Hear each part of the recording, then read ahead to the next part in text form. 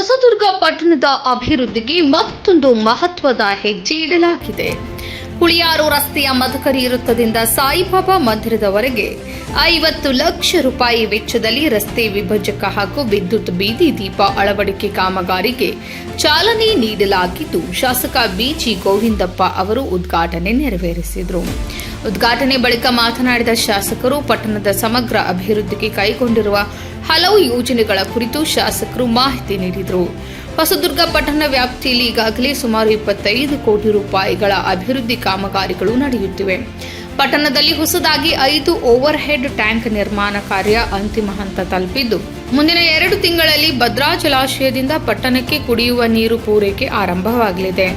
ಅದೇ ರೀತಿ 900 ನಿವೇಶನಗಳ ವಿತರಣೆಗಾಗಿ ಅರ್ಜಿ ಸ್ವೀಕರಿಸಲಾಗಿದ್ದು, ಅರ್ಹ ಫಲಾನುಭವಿಗಳಿಗೆ ನಿವೇಶನದ ಜೊತೆಗೆ ಮನೆ ನಿರ್ಮಿಸಿಕೊಡುವ ಯೋಜನೆಯೂ ಸರ್ಕಾರದ ಮುಂದಿದೆ ಎಂದು ಹೇಳಿದರು.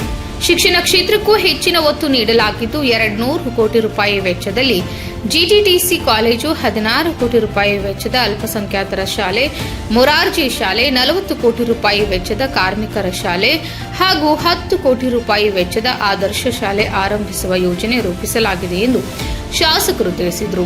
ಬಹಳ ದಿವಸಗಳ ಬೇಡಿಕೆ ನಗರದಲ್ಲಿ ವಿದ್ಯುತ್ ದೀಪಗಳು ಅಳವಡಿಸಬೇಕು ಅಂತಕ್ಕಂಥ ಬೇಡಿಕೆ ಇತ್ತು. ಆ ಬೇಡಿಕೆ ಅನುಸಾರವಾಗಿ ಈಗಾಗಲೇ ಹೊಳಲ್ಕೆರೆ ಹೊಸದುರ್ಗ ಅಜ್ಜಂಪುರ ರೋಡ್ ಈಗಾಗಲೇ ದೀಪ ಅಳವಡಿಕೆ ಆಗಿದೆ.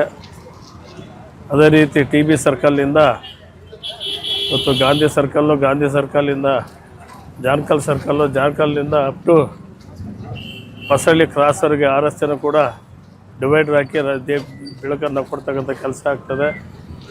ಈಗ ಮದಕರಿ ಸರ್ಕಲ್ಲಿಂದ ಗೋಲ್ಡನ್ ರೆಸಾರ್ಟ್ವರೆಗೂ ಹೋಗುತ್ತಿದ್ದು, ಗೋಲ್ಡನ್ ರೆಸಾರ್ಟ್ವರೆಗೂ ಈ ದೀಪ ಅಳವಡಿಕೆ ಆಗ್ತವೆ.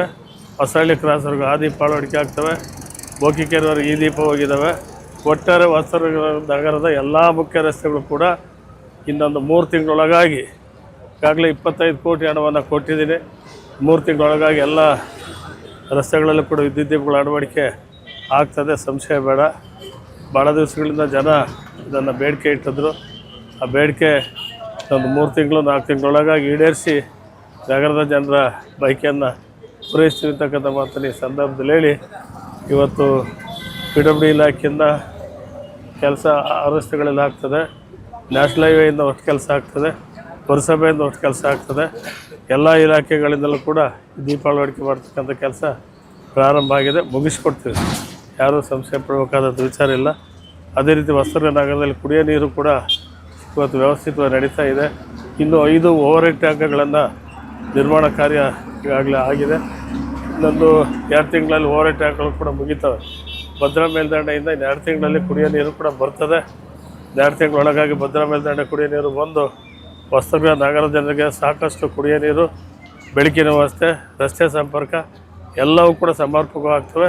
ಈಗಾಗಲೇ ನಿವೇಶನಗಳ ಕೊರತೆ ಇತ್ತು. ನಿವೇಶನಗಳನ್ನು ಕೂಡ ಈಗಾಗಲೇ 900 ನಿವೇಶನಗಳನ್ನು ಕೊಡಲಿಕ್ಕೆ ಅರ್ಜಿಗಳನ್ನು ತಗೊಂಡಿದ್ದೀವಿ. ಅರ್ಜಿಗಳ ಪರಿಶೀಲನೆ ಮಾಡಿ 900 ಜನರಿಗೂ ಮತ್ತು ನಿವೇಶನ ಮಾಡಿ ಅವ್ರಿಗೆಲ್ಲರಿಗೂ ಕೂಡ ಮನೆಗಳನ್ನು ಕಟ್ಟಿಸ್ಕೊಡ್ತಕ್ಕಂಥ ಕೆಲಸ ಖಂಡಿತವಾಗ್ಲೂ ಕೂಡ ಮಾಡ್ತೀವಿ.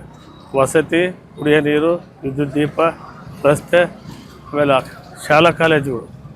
ಇವತ್ತು ಹೊಸದುರ್ಗದಲ್ಲಿ GTTC ಕಾಲೇಜನ್ನು ಸುಮಾರು 200 ಕೋಟಿ ರೂಪಾಯಿ ವೆಚ್ಚದಲ್ಲಿ ಪ್ರಾರಂಭ ಮಾಡ್ತಾಯಿದ್ದೇವೆ.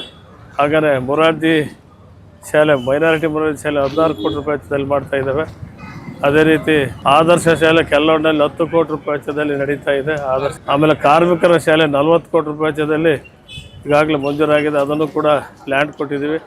ಆ ಶಾಲೆ ಕೂಡ ಪ್ರಾರಂಭ ಆಗ್ತದೆ.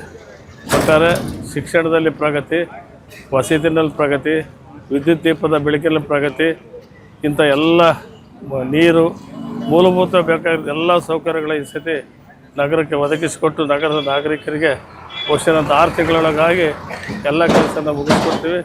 ಈ ರಾಜ್ಯದ ಮುಖ್ಯಮಂತ್ರಿಗಳು ಬಂದು ಕುಡಿಯೋ ನೀರನ್ನು ಉದ್ಘಾಟನೆ ಮಾಡಿ ಈ ತಾಲೂಕಿನ ಜನರಿಗೆ ಸಮರ್ಪಣೆ ಮಾಡ್ತಕ್ಕಂಥ ಕೆಲಸವನ್ನು ಮಾಡ್ತಾರೆ. ತಾಲೂಕಿನ 346 ಹಳ್ಳಿಗೂ ಭದ್ರದಿಂದ ಕುಡಿಯೋ ನೀರು ಸಮರ್ಪಕವಾಗಿ ಹೋಗ್ತಕ್ಕಂಥ ಕೆಲಸ ಈಗಾಗಲೇ ಪ್ರಾರಂಭ ಆಗಿದೆ, ಮುಕ್ತಾಯ ಹಂತದಲ್ಲಿ ತಲುಪಿದೆ.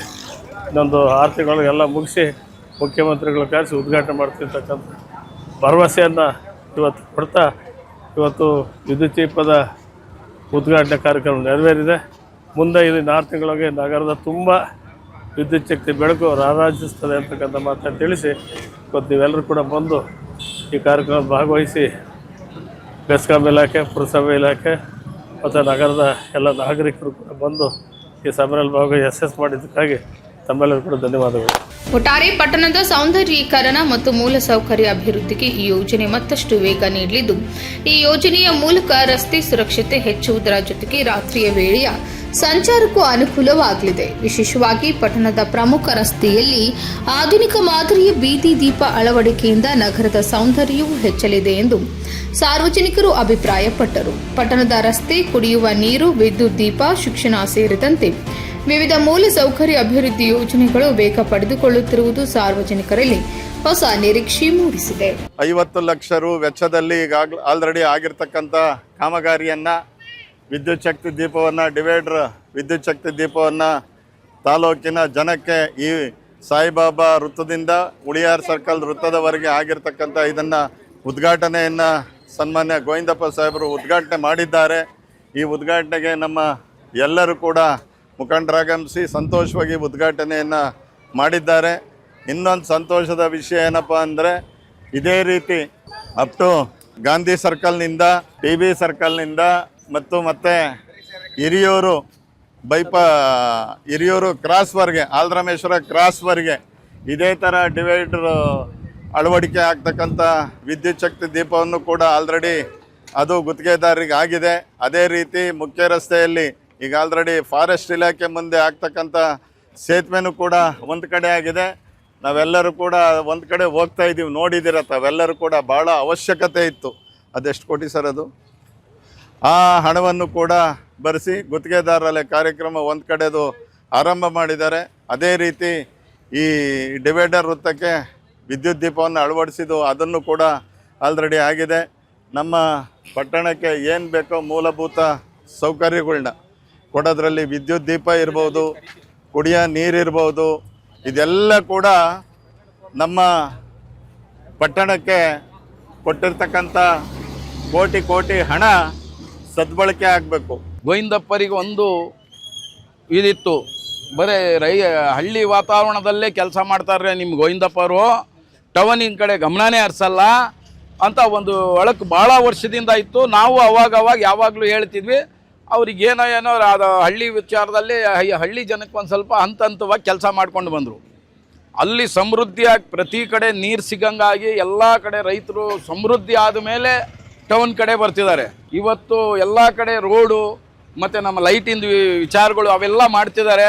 ಮತ್ತು ಅಲ್ಲಿ ಹೈವೇ ರೋಡ್ ಬಂದಿರೋದು ನಮ್ಮ TB ಸರ್ಕಲಿಂದ ಅಂಬೇಡ್ಕರ್ ಕುರ್ತದಿಂದ ಹಿಂಗೆ ಹೋಗಿರೋ ಇದು ಹೈವೇ ರೋಡು ನಮಗೆ ಹೊಸದುರ್ಗಕ್ಕೆ ತಾಗೋದಲ್ಲ. ಅದು ಹೊಳಲ್ಕೆರೆಯಿಂದ ಹಿಂಗೆ ಅಲ್ಲಿ ಮಂಗಳೂರು ಕಡೆ ಹೋಗೋದು. ಗೋವಿಂದಪ್ಪರು ನಮ್ಮ ಹೊಸದುರ್ಗ ತಾಲ್ಲೂಕಿಗೆ ಯಾವುದೋ ಒಂದು ಹೈವೇ ಇಲ್ಲ, ಅಟ್ಯಾಚ್ ಇಲ್ಲ, ದಯವಿಟ್ಟು ನಮ್ಮ ಹೈವೇ ಅಟ್ಯಾಚ್ ಆಗಬೇಕು ಅಂತ ಅವರೊಂದು ಕಾಳಜಿಯಿಂದ ಇವತ್ತು ನಮ್ಮ ಹೈವೇ ಒಂದು ನಮ್ಮ ಹೊಸದುರ್ಗಿಂದ ಹೋಗುತ್ತೆ. ಅದಕ್ಕೆ ಸಂತೋಷ. ಮತ್ತು ಜೊತೆಗೆ ಎಲ್ಲ ಪ್ರತಿ ಕಡೆ ರೋಡು ಅವೆಲ್ಲ ಚೆನ್ನಾಗಿ ಆಗ್ತಿದ್ದಾವೆ. ನಮಗನ್ನಿಸ್ತಿರೋದು ಈ ಹೊಸದುರ್ಗ ತಾಲ್ಲೂಕು ಯಾವ ರೀತಿ ಬೆಳಕಾಗಿತ್ತೀಗ ಇದು ಟೌನು, ಅದೇ ರೀತಿ ಈ ತಾಲ್ಲೂಕಲ್ಲಿ ಬೆಳಕಾಗಲಿ. ಗೋವಿಂದಪ್ಪರು ಮಾಡಿರೋಂಥ ಕೆಲಸ ಹೇಳಕ್ಕೆ ಹೋದರೆ ಒಂದು ದೊಡ್ಡ ಲೀಸ್ಟ್ ಆಗತ್ತೆ. ಹಗಲು ರಾತ್ರಿ ಒಂದು ದಿವಸ ಆಗತ್ತೆ. ಈ ತಾಲ್ಲೂಕಲ್ಲಿ ಯಾವ್ದಾರ ಒಂದು ಸ್ವಾತಂತ್ರ್ಯ ಬಂದಾಗಿಂದ ನಾವು ನೋಡಿದರೆ ಆ ಗೋವಿಂದಪ್ಪರ ಕೆಲಸನೇ ಜಾಸ್ತಿ ಇರೋದು. ಮತ್ತು ಯಾರು ಮಾಡಿರೋದು ಅದು ಯಾವುದು ಅಂತ ಒಂದು ಬೆಲ್ಟ್ ಇಟ್ಟು ತೋರಿಸೋ ಅಂಥದ್ದು ಯಾರೂ ಇಲ್ಲ ಸ್ವಾಮಿ.